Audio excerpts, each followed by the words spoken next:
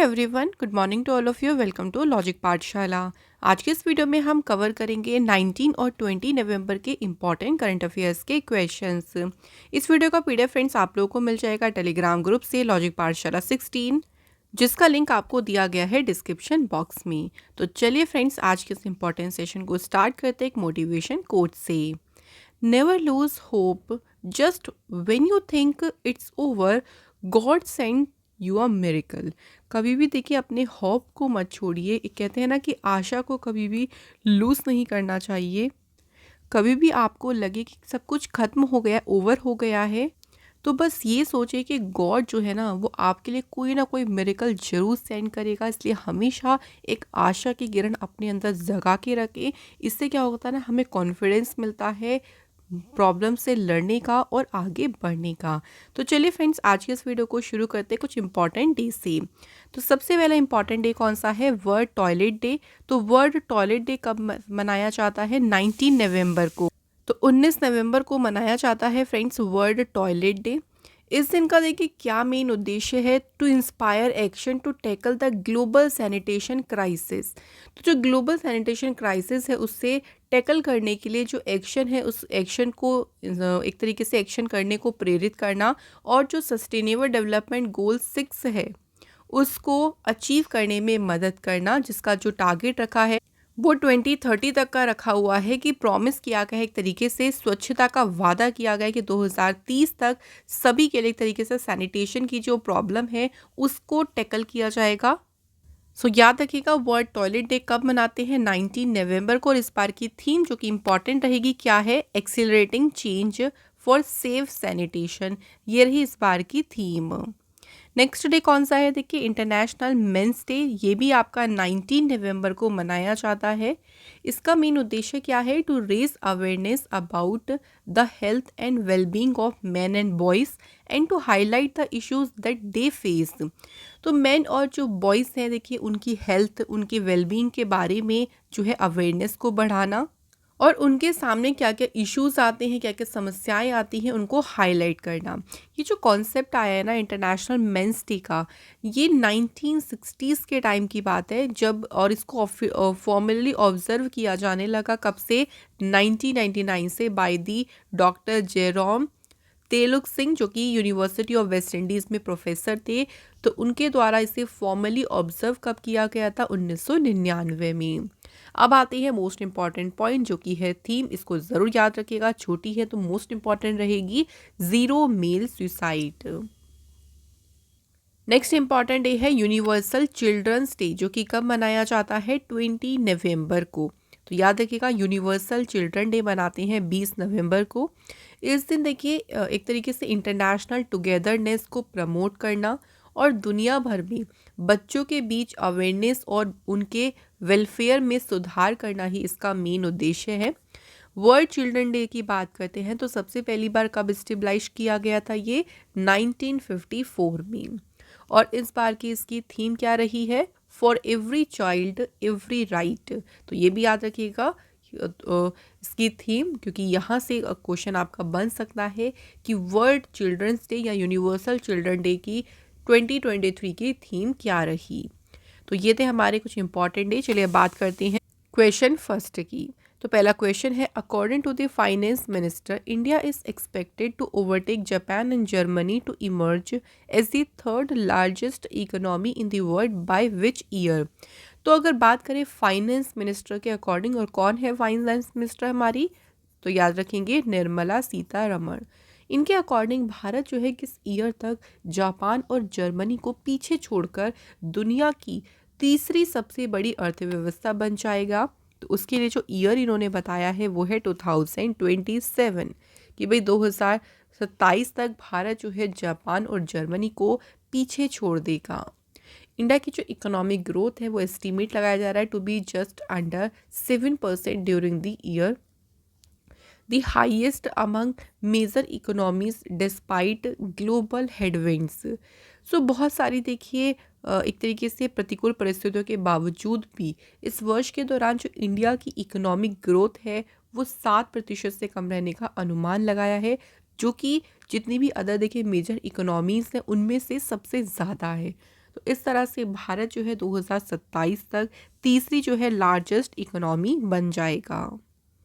Next question, which place has been listed as one of the best places to visit in Asia in 2024 by London based luxury travel magazine, जो कि है magazine का नाम क्या है friends, Conde नास्ट।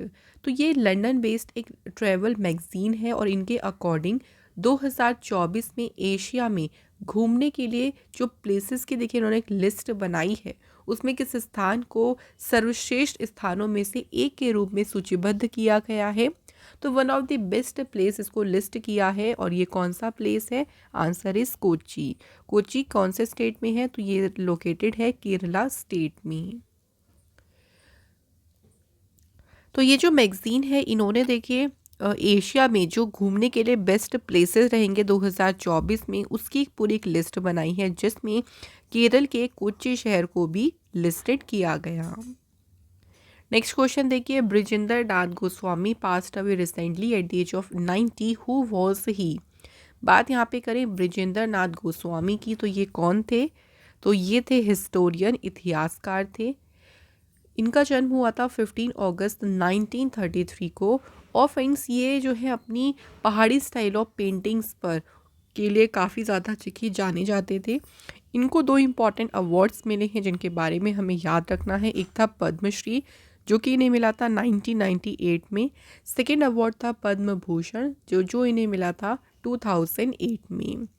BN. Goswami ने अपनी prestigious civil services को क्विट कर दिया था 1958 में। अपने एकेडमिक और रिसर्च में अपने करियर को फॉलो करने के लिए उन्होंने अपनी सिविल सर्विसेज को क्विट कर दिया था।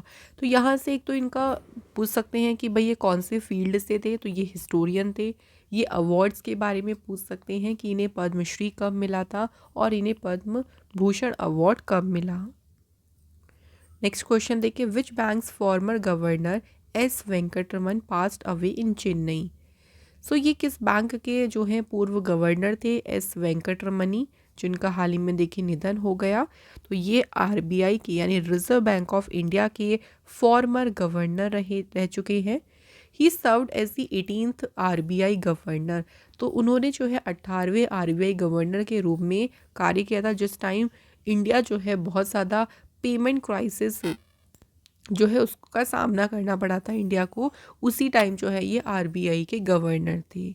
ऑल्सो ये फाइनेंस सेक्रेटरी भी रहे थे गवर्नमेंट ऑफ इंडिया के, कब से कब तक, 1985 से लेके 1989 तक ये भारत सरकार के फाइनेंस सेक्रेटरी के रूप में भी इन्होंने कार्य किया था। दोनों पॉइंट्स इंपॉर्टेंट है, आरबीआई के कौन से नंबर के गवर्नर थे, अगर इस तरह से पूछेंगे तो आपका आंसर होगा 18th। अच्छा, अगर हम करंट की बात करते हैं, करंट में आरबीआई के गवर्नर कौन है, तो इस टाइम पे आरबीआई के गवर्नर हैं शक्तिकांत दास। आरबीआई जो है इसकी स्थापना कब हुई थी, 1 अप्रैल 1935 को, और हेडक्वार्टर है आरबीआई का मुंबई में। नेक्स्ट क्वेश्चन देखिए, in November 2023 which bank has launched UPI lite to power small value digital transactions in India. तो अभी किस बैंक ने देखिए इंडिया में जो छोटे अमाउंट के देखिए डिजिटल ट्रांजैक्शन होते हैं उनको एम्पावर करने के लिए यूपीआई लाइट जो है इसे लॉन्च किया है। तो इसे अभी रिसेंट लॉन्च किया है फेडरल बैंक ने। फेडरल बैंक की स्थापना हुई थी 23 अप्रैल 1931 को। केपी हॉर्मिस इसके फाउंडर हैं और सीईओ कौन है फेडरल बैंक के, Shyam Srinivasan. Next question, who has been appointed as a director of Jio Financial Services. So अभी रिसेंट जियो फाइनेंशियल सर्विसेज के डायरेक्टर के रूप में किसे नियुक्त किया गया है, the right answer is RBI ने देखिए अभी कुछ नए डायरेक्टर्स को अप्रूवल दिया है, जिसमें से एक कौन है, ईशा अंबानी। इनके अलावा अंशुमन ठाकुर और हितेश कुमार सेठिया। तो इन तीनों को जो है जियो फाइनेंशियल सर्विसेज के डायरेक्टर्स के पद पे अपॉइंट को अप्रूवल दिया है अभी रिसेंट, किसने, आरबीआई ने। तो यहाँ पे हमें तीनों यहाँ पे अपॉइंटमेंट ध्यान रखने हैं।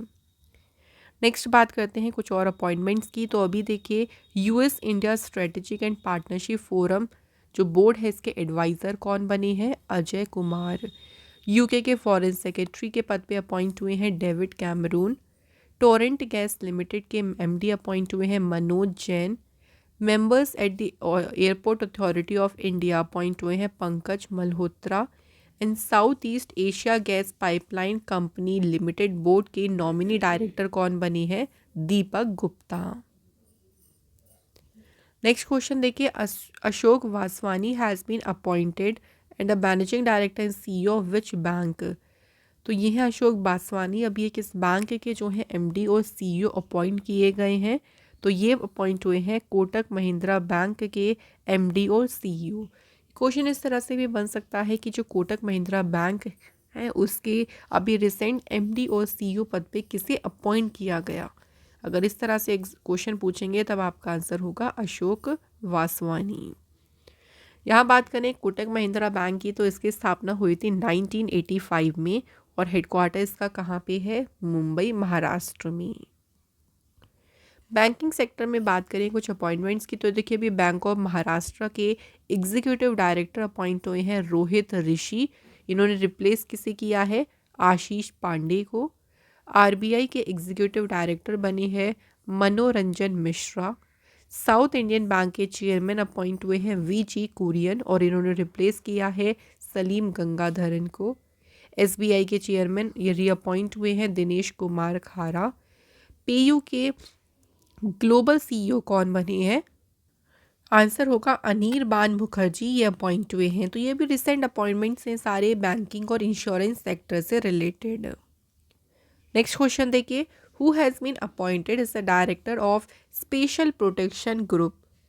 तो अभी जो स्पेशल प्रोटेक्शन ग्रुप एसपीजी है इसके डायरेक्टर यानी निदेशक के रूप में किसे अपॉइंट किया गया है? The right answer is IPS Alok Sharma जो है अपॉइंट हुए हैं। आलोक शर्मा जो है इनकी बात करते हैं तो ये 1991 बैच के आईपीएस ऑफिसर हैं उत्तर प्रदेश कैडर से। डिफेंस सेक्टर की कुछ अपॉइंटमेंट्स की बात करते हैं तो देखिए अभी ईस्टर्न फ्लीट के कमांड अपॉइंट हुए हैं रियर एडमिरल राजेश धनकर। नेवल स्टाफ के डिप्टी चीफ कौन बने? अपॉइंट हुए हैं वाइस एडमिरल तरुण सोबती। इन्होंने रिप्लेस किसे किया है? संजय महिंद्रू को।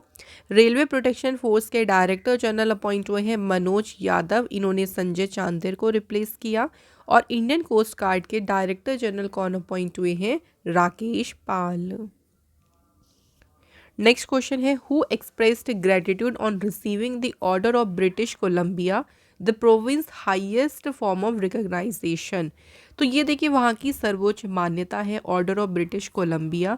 तो आप डायरेक्ट याद रखेंगे ये ऑनर अभी किसे रिसीव हुआ है?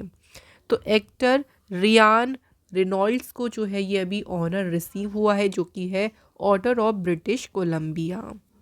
अब इसी के साथ कुछ और अवार्ड्स की बात करेंगे। तो पहला life time disturbing the peace award, ये अवार्ड किसे रिसीव हुआ? अभी सलमान रुश्दी को। चैंपियंस ऑफ चेंज अवार्ड, तो interactive forum of Indian economy के द्वारा चैंपियंस ऑफ चेंज अवार्ड किसे मिला है? डॉक्टर सोमदत्त सिंह को। 19th कला पुरस्कार अवार्ड मिला है अपोलिनारिस डिसूजा को। And global responsible tourism award से सम्मानित किया गया है कौन से स्टेट को? केरला स्टेट को। नेक्स्ट क्वेश्चन है हमारा, who will be honoured with Maharashtra Lata Mangeshkar award 2023? Maharashtra की अभी लता मंगेशकर पुरस्कार से किसे सम्मानित किया जाएगा? तो इसके लिए जो नाम दिया गया है वो है सुरेश वाडकर।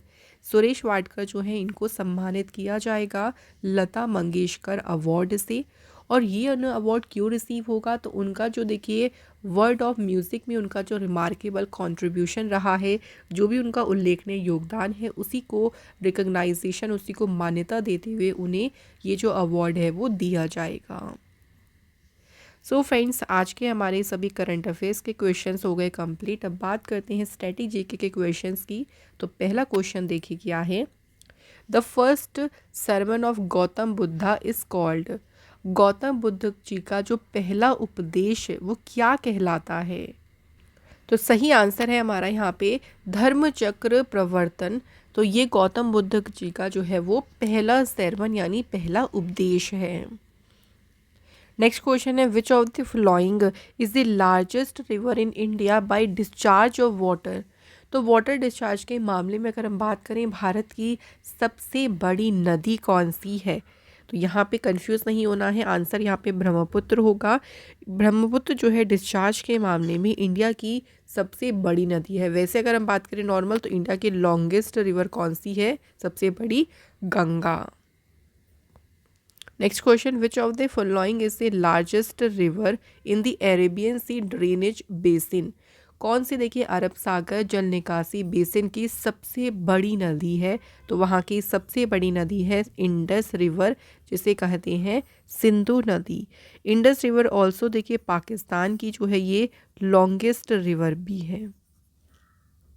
नेक्स्ट क्वेश्चन है, what is the basic unit of life. तो जीवन की मूल इकाई क्या है, तो बेसिक यूनिट ऑफ लाइफ कौन सी है, the answer is cell. Next question है, what did Robert Brown discover. तो रॉबर्ट ब्राउन जो साइंटिस्ट थे उन्होंने क्या डिस्कवर किया था, तो उन्होंने किसकी खोज की थी, द न्यूक्लियस की। तो क्वेश्चन अगर ऐसे पूछे कि न्यूक्लियस को किसने डिस्कवर किया था, the answer is Robert Brown जो है उन्होंने न्यूक्लियस को डिस्कवर किया था। सो आज के हमारे यहाँ क्वेश्चंस तो हो गए कंप्लीट। अब बात करते हैं रिवीजन की। तो लास्ट जो क्वेश्चंस हमने कवर किए थे उनको रिवाइज कर लेते हैं। सो पहला क्वेश्चन है देखिए, द जॉइंट मिलिट्री एक्सरसाइज जो कि है मित्र शक्ति।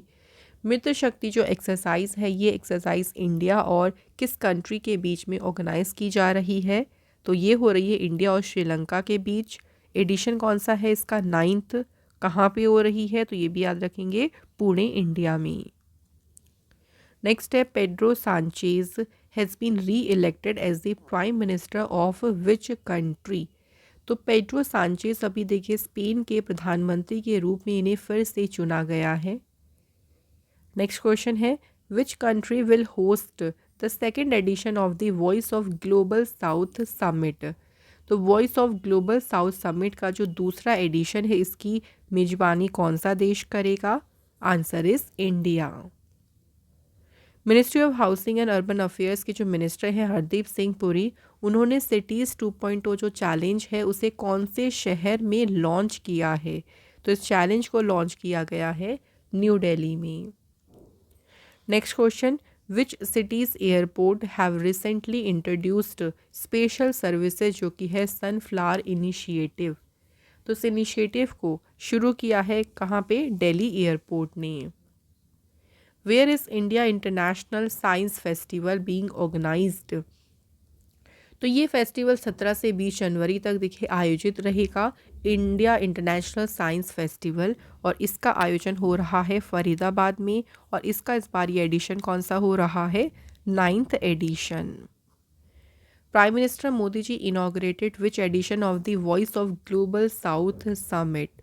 तो मोदी जी ने voice of global south summit के कौन से एडिशन का उद्घाटन किया, the answer is second edition. So complete हो गए यहाँ पे हमारे सभी क्वेश्चंस। फ्रेंड्स बात करते हैं हम टेस्ट के क्वेश्चंस की। तो ये जो क्वेश्चन है ना इनके आंसर आप हमें कमेंट बॉक्स में बताएं। तो पहला क्वेश्चन देखिए क्या है, bronze is an alloy of dash.